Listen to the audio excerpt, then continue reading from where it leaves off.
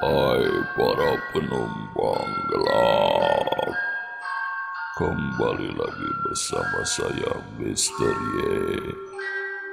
Selamat datang di Terminal Misteri, di mana semua pemberhentian menuju kepada mimpi terburukmu. Kali ini kita akan berangkat menuju mimpi buruk yang lebih seram dari sebelumnya. Kursi goyang di rumah kakek menjadi daya tarik untuk anak-anak. Namun, benarkah itu hanya kursi biasa?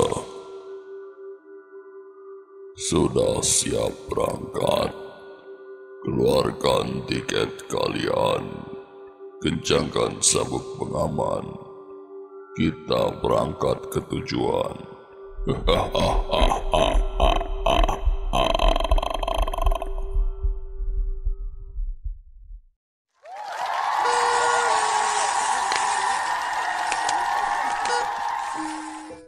Libur semester tiba.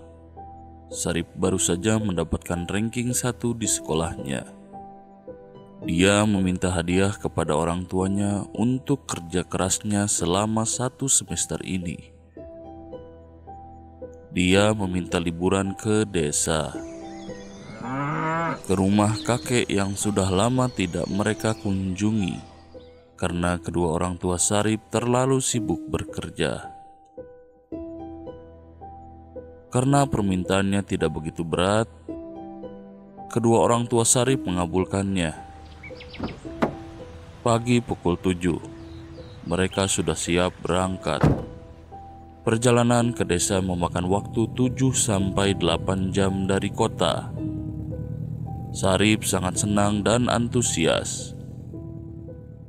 Rindunya sudah memuncak pada sosok kakek yang mengurusnya waktu dia kecil sebelum sekolah di kota. Ayah dan ibu duduk di depan, sementara Sarip di belakang menikmati perjalanan dengan melihat pemandangan yang ia lihat dari kaca mobil.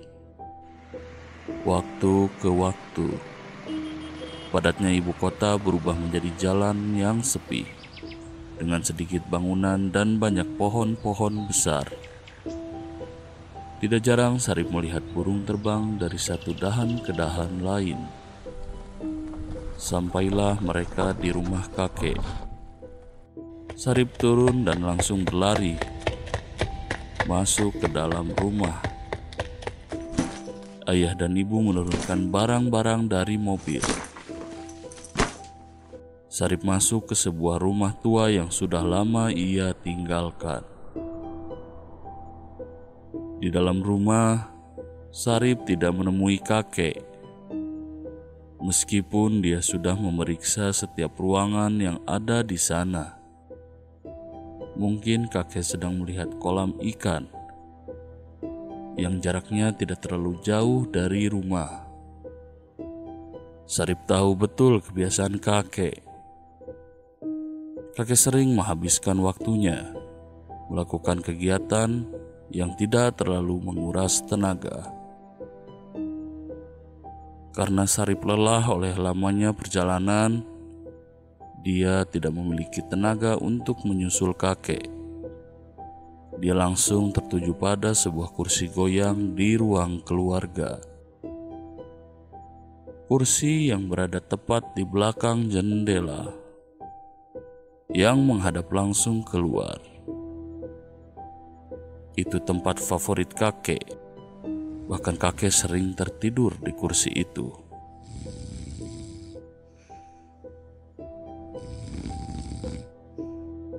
Ketika Sarip tengah melamun membayangkan masa lalunya, kursi goyang yang berada di hadapannya tiba-tiba bergoyang. Sarip tersadar dari lamunannya. Sedikit kaget melihat apa yang baru saja dia lihat.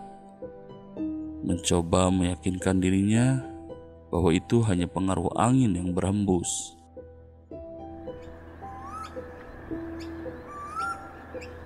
Hari sudah mau gelap, tapi kakek belum kunjung pulang. Sarip ingin menyusul kakek, tapi ayah tiba-tiba mengunci pintu rumahnya. Sarip marah. Kenapa ayah mengunci pintunya? Padahal kakek belum pulang. Ibu coba menenangkan Sarip. Ibu bilang, kakek tidak pulang malam ini karena ada urusan di desa. Mendengar penjelasan ibu, Sarip mengerti dan berhenti menanyakan kakek. Malam hari, ibu dan ayah sudah tertidur. Namun tidak dengan Sarip. Sarip tidak bisa tidur karena alasan dia datang ke sana adalah ingin bertemu kakek. Dia keluar dari kamar dan menghampiri kursi goyang tadi. Dia duduk di kursi goyang itu, berharap dia bisa tidur sebagaimana kakek biasa tidur di sana. Sarip mencoba menggoyang-goyangkan kursinya perlahan, waktu ke waktu, sampai ia berasa nyaman dan mulai memejamkan matanya. Namun di tengah lelapnya, terdengar suara yang mengganggunya. Suara itu membangunkan Sarip dari tidurnya. Namun betapa kagetnya ia. Ia terbangun di tempat yang berbeda. Ia masih berada di kursi goyangnya, tapi tidak di rumah kakek. Dia berada di luar ruangan dengan kolam ikan, tepat berada di depannya. Itu kolam ikan yang biasa kakek datangi. Di tengah kebingungannya, Sarip semakin dikejutkan ketika melihat sesosok tubuh yang mengambang keluar dari kolam ikan itu. Ketika tubuh itu berbalik, ternyata itu mayat kakek yang sudah rusak. Tiba-tiba mata mayat itu melotot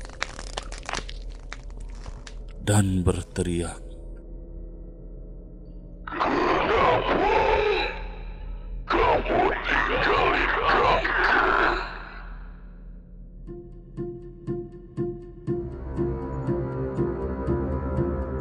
Sarip panik dan ketakutan, tapi ketika ia ingin beranjak, kursinya mulai bergoyang. Waktu ke waktu semakin cepat. Terlihat samar-samar banyak sosok anak kecil yang menggoyang-goyangkan kursi itu sambil tertawa-tawa. Saking cepatnya kursi itu bergoyang, tubuh Sarip terpental. Sarip tercebur ke dalam kolam yang dingin. Di tengah malam yang gelap tanpa ada orang lain di sana. Dia menggerakkan seluruh badannya, mencoba meraih tepian kolam, tapi kakinya ditarik oleh mayat kakeknya. Jangan ninggalin kakek lagi. Sarip berteriak meminta tolong, namun apa daya, tidak ada yang mendengar teriakannya di malam hari itu. Sarip tenggelam masuk ke dalam kolam. Terlihat sosok anak-anak kecil yang mengerikan menertawakannya dari atas kolam. Tapi seharusnya Sarip senang karena keinginannya bertemu kakek terwujud.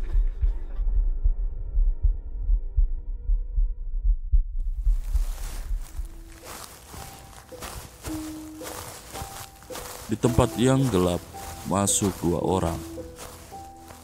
Ternyata itu ayah dan ibu Sarip. Mbah, syarat kedua udah kami lakukan. Itu cukup kan, Mbah, untuk tumbal tahun ini? Dukun duduk sila bersama anak-anak yang mengerikan, yang sama dengan yang ada di kolam. Mereka semua tertawa.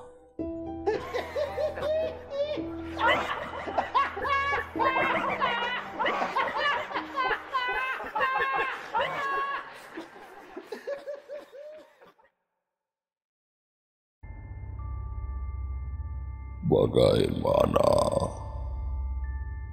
Sarip menginginkan hal kecil, yaitu bertemu dengan kakek.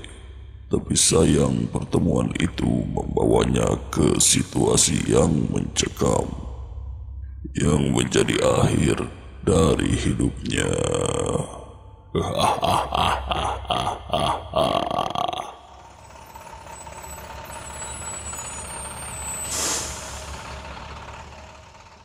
Perjalanan telah selesai.